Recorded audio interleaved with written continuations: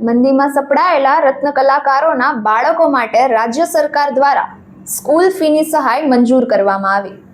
સુરતમાં રત્ન કલાકારોની 74,268 અરજીઓ મળી.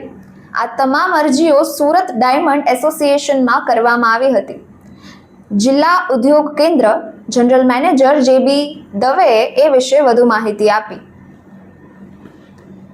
74,268 અરજીમાંથી 47,599 ફોર્મ માન્ય થયા, જેમાંથી સુરતમાં સરકાર દ્વારા 50,241 બાળકોની સ્કૂલ ફી 13,500 દીઠ આપવામાં આવશે. ગુજરાત સરકાર દ્વારા કુલ 65 કરોડ 50 લાખ રૂપિયાની સ્કૂલ ફી સહાય આપવામાં આવશે. સ્કૂલ ફી સહાયની કામગીરી 2 મહિનામાં પૂર્ણ કરવામાં આવી.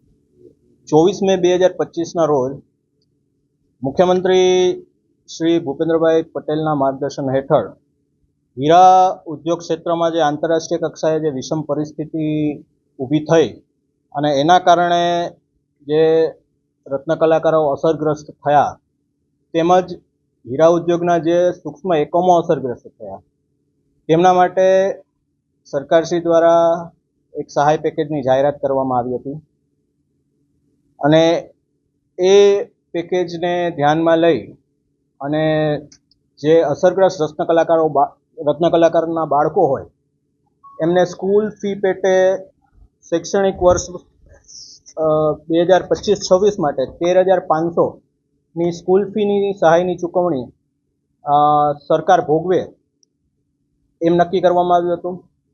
અને જે હીરા ઉદ્યોગના જે સૂક્ષ્મ એકમો છે એમને જે કંઈ પરિસ્થિતિ વિષમ પરિસ્થિતિના કારણે જે તકલીફો થઈ છે તેમાં વ્યાજ સહાયની 9%ના ધોરણે વ્યાજ સહાયની સરકારશ્રી દ્વારા પેકેજમાં જાહેરાત કરવામાં આવી છે.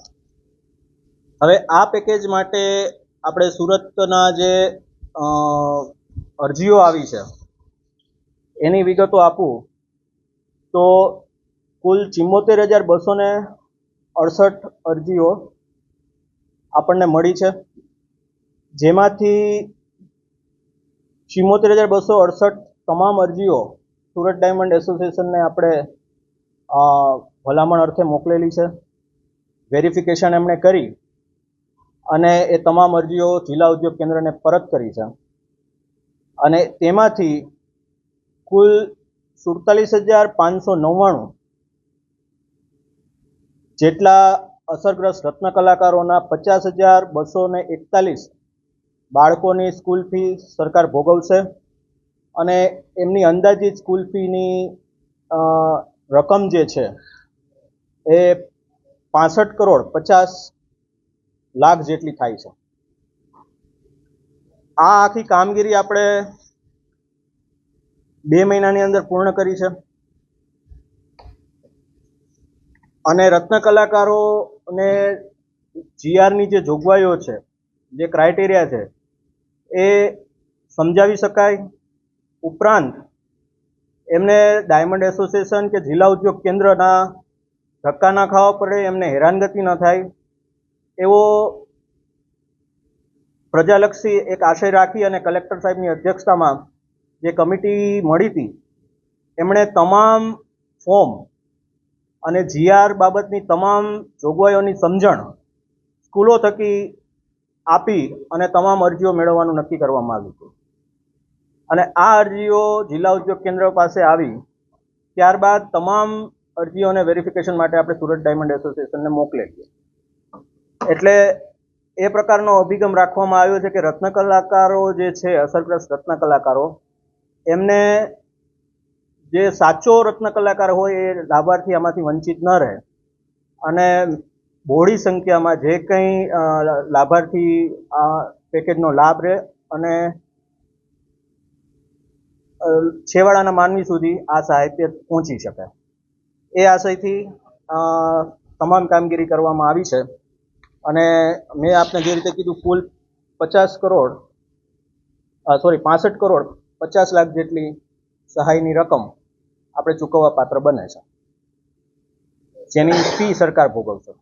48,000 જેટલા લોકો છે, 74,000 જેટલી 48,000 જેટલા લોકોને સહાય કરવામાં તો જે રિજેક્શન કરવામાં આવ્યા છે કોને કોને કરવા છે, 7 કારણ બતાવીને રિજેક્શન કરવામાં આવ્યા છે.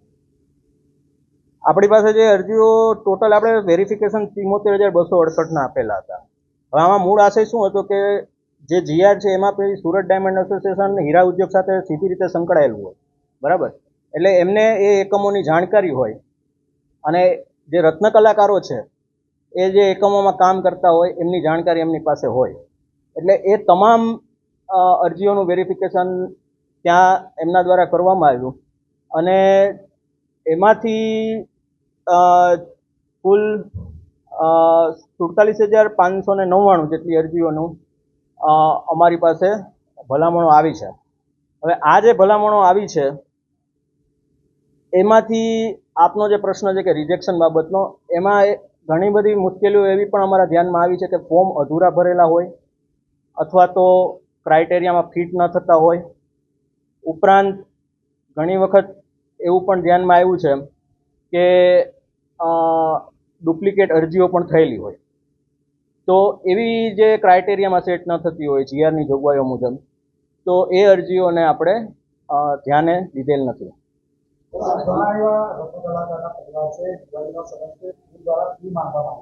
જી જી. આ મંજૂરીની પ્રક્રિયા પૂર્ણ કરીને તરત આપણે ચૂકવણીની પ્રક્રિયા કરવામાં આવશે અને ગ્રાન્ટની જે જરૂરિયાત છે એ સરકાર દ્વારા તમામ ગ્રાન્ટની ફૂલફિલમેન્ટ થઈ જશે એવું અમને એશ્યોરન્સ છે અને વિધિન નેક્સ્ટ વીક અથવા તો દિવાળી પહેલાં તો એની ચૂકવણી થઈ જ જશે. જે રિજેક્શન થયા છે તો એ લોકોને જો ભૂલ થઈ તો પાછા ભરવાની કોઈ તક છે ખરી એમને? રિજેક્શન થયા હોય એમને જેમ કે 28,000 જેટલા ફોર્મ રિજેક્ટ થયા છે તો કોઈને ફોર્મ અધૂરા ભર્યા હોય, કોઈને રિજેક્શન થયા છે તો એમને બીજો કોઈ ચાન્સ આપવામાં આવશે? કારણ કે એ લોકો બી વંચિત તો છે જ.